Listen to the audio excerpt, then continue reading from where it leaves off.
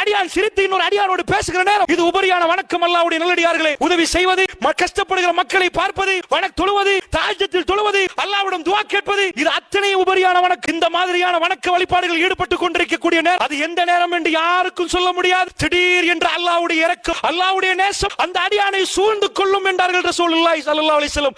அல்லாஹ் அதை டைரக்டாக சொன்னதாக சொன்னார்கள். நான் சொல்லவில்லை, அல்லாஹ் சொன்னான். அப்படி இருக்கிற நேரத்தில் நான் என் அடியானை திடீரென்று நேசிக்க ஆரம்பிப்பேன்.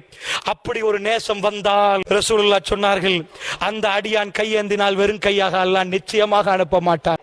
அந்த அடியான் உதவி தேடினால் அல்லாஹ் நிச்சயமாக பாதுகாப்பு கொடுப்பான். அந்த அடியானை அல்லாஹ் கைவிட மாட்டான் என்றார்கள் ஸல்லல்லாஹு அலைஹி வஸல்லம்.